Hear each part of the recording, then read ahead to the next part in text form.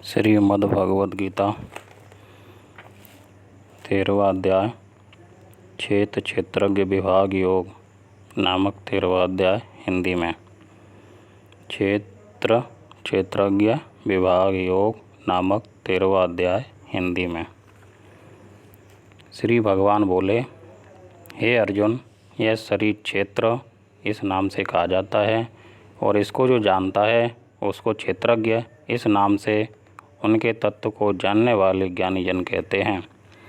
हे अर्जुन, तू सब क्षेत्रों में क्षेत्रज्ञ अर्थात जीवात्मा भी मुझे ही जान, और क्षेत्र क्षेत्रज्ञ को अर्थात विकार सहित प्रकृति का और पुरुष का जो तत्व से जानना है वह ज्ञान है, ऐसा मेरा मत है।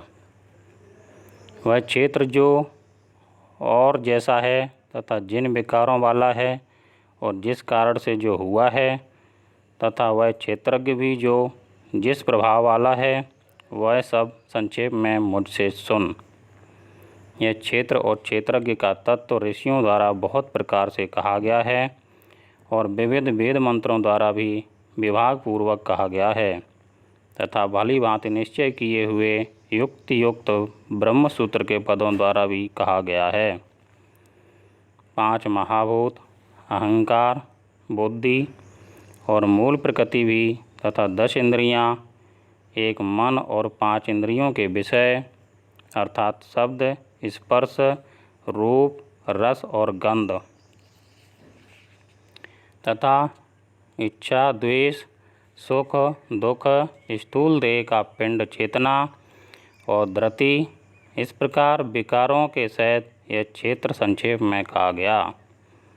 श्रेष्ठता के अभिमान का अभाव, दंभाचरण का अभाव, किसी भी प्राणी को किसी प्रकार भी न सताना, क्षमा भाव, मन वाणी आदि की सरलता, श्रद्धा भक्ति सहित गुरु की सेवा, बाहर भीतर की शुद्धि, अंतःकरण की स्थिरता और मन इंद्रियों सहित शरीर का निग्रह, इस लोक और परलोक के संपूर्ण भोगों में आसक्ति का अभाव और अहंकार का भी अभाव, जन्म, मृत्यु, जरा और रोग आदि में दुख और दोषों का बार बार विचार करना, पुत्र, स्त्री, घर और धन आदि में आसक्ति का अभाव, ममता का न होना, तथा प्रिय और अप्रिय की प्राप्ति में सदा ही चित्त का सम रहना, मुझ परमेश्वर में अनन्य योग के द्वारा अव्यभिचारिणी भक्ति तथा एकांत और शुद्ध देश में रहने का स्वभाव और विषयासक्त मनुष्यों के समुदाय में प्रेम का न होना। आध्यात्म ज्ञान में नित्य स्थिति और तत्व ज्ञान के अर्थ रूप परमात्मा को ही देखना, यह सब ज्ञान है, और जो इससे विपरीत है वह अज्ञान है, ऐसा कहा है। जो जानने योग्य है तथा जिसको जानकर मनुष्य परमानंद को प्राप्त होता है, उसको भली भांति कहूँगा। वह अनादि वाला परब्रह्म न सत ही कहा जाता है न असत ही। वह सब ओर हाथ पैर वाला, सब ओर नेत्र, सिर और मुख वाला तथा सब ओर कान वाला है, क्योंकि वह संसार में सबको व्याप्त करके स्थित है। वह संपूर्ण इंद्रियों के विषयों को जानने वाला है, परंतु वास्तव में सब इंद्रियों से रहित तथा आसक्ति रहित होने पर भी सबका धारण पोषण करने वाला और निर्गुण होने पर भी गुणों को भोगने वाला है। वह चराचर सब भूतों के बाहर भीतर भरपूर है और चर अचर भी वही है, और वह सूक्ष्म होने से अभिज्ञेय है तथा अति समीप में और दूर में भी स्थित वही है।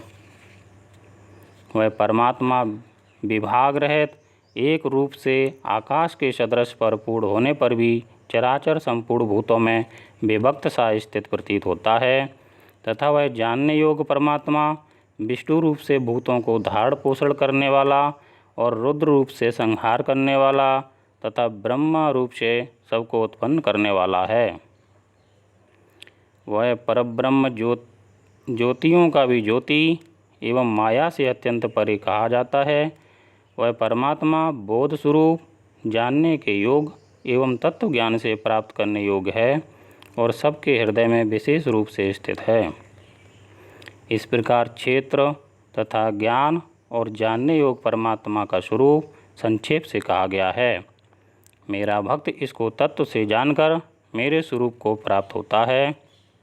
प्रकृति और पुरुष इन दोनों को ही तू अनादि जान और राग द्वेष आदि विकारों को तथा त्रिगुणात्मक संपूर्ण पदार्थों को भी प्रकृति से ही उत्पन्न जान। कार्य और कारण को उत्पन्न करने में हेतु प्रकृति कही जाती है और जीवात्मा सुख दुखों के भोक्तापन में अर्थात भोगने में हेतु कहा जाता है।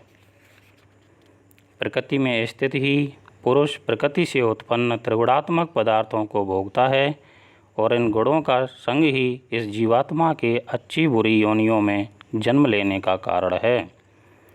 इस देह में स्थित यह आत्मा वास्तव में परमात्मा ही है।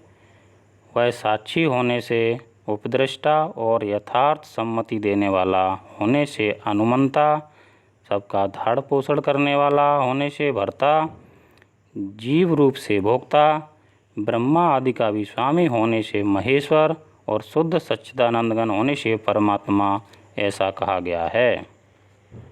इस प्रकार पुरुष को और गुणों के सहित प्रकृति को जो मनुष्य तत्व से जानता है वह सब प्रकार से कर्तव्य कर्म करता हुआ भी फिर नहीं जन्मता। उस परमात्मा को कितने ही मनुष्य तो शुद्ध हुई सूक्ष्म बुद्धि से ध्यान के द्वारा हृदय में देखते हैं, अन्य कितने ही ज्ञान योग के द्वारा और दूसरे कितने ही कर्म योग के द्वारा देखते हैं अर्थात प्राप्त करते हैं। परंतु इनसे दूसरे अर्थात जो मंद बुद्धि वाले पुरुष हैं वे इस प्रकार न जानते हुए दूसरों से अर्थात तत्व के जानने वाले पुरुषों से सुनकर ही तदनुसार उपासना करते हैं और वे श्रवण परायण पुरुष भी मृत्यु रूप संसार सागर को निसंदेह तर जाते हैं। हे अर्जुन, यावन मात्र जितने भी स्थावर जंगम प्राणी उत्पन्न होते हैं उन सबको तू क्षेत्र और क्षेत्रज्ञ के सहयोग से ही उत्पन्न जान। जो पुरुष नष्ट होते हुए सब चराचर भूतों में परमेश्वर को नाश रहित और समभाव से स्थित देखता है वही यथार्थ देखता है, क्योंकि जो पुरुष सब में समभाव से स्थित परमेश्वर को समान देखता हुआ अपने द्वारा अपने को नष्ट नहीं करता, इससे वह परम गति को प्राप्त होता है। और जो पुरुष संपूर्ण कर्मों को सब प्रकार से प्रकृति के द्वारा ही किए जाते हुए देखता है और आत्मा को अकर्ता देखता है वही यथार्थ देखता है। जिस क्षण यह पुरुष भूतों के पृथक पृथक भाव को एक परमात्मा में ही स्थित तथा उस परमात्मा से ही संपूर्ण भूतों का विस्तार देखता है, उसी क्षण वह सच्चिदानंद घन ब्रह्म को प्राप्त हो जाता है। हे अर्जुन, अनादि होने से और निर्गुण होने से यह अविनाशी परमात्मा शरीर में स्थित होने पर भी वास्तव में न तो कुछ करता है और न लिप्त ही होता है।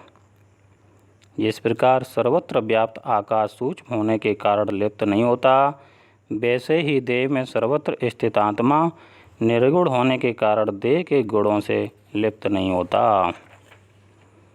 हे अर्जुन, जिस प्रकार एक ही सूर्य इस संपूर्ण ब्रह्मांड को प्रकाशित करता है, उसी प्रकार एक ही आत्मा संपूर्ण क्षेत्र को प्रकाशित करता है। इस प्रकार क्षेत्र और क्षेत्रज्ञ के भेद को तथा कार्य सहित प्रकृति से मुक्त होने को जो पुरुष ज्ञान नेत्रों द्वारा तत्व से जानते हैं, वे महात्मा जन परम ब्रह्म परमात्मा को प्राप्त होते हैं। ओम तत्सदिति श्रीमद्भगवद्गीतासु उपनिषत्सु ब्रह्म विद्यायां योगशास्त्रे श्रीकृष्णार्जुन संवादे क्षेत्र क्षेत्रज्ञ विभाग योगो नाम त्रयोदशोऽध्यायः।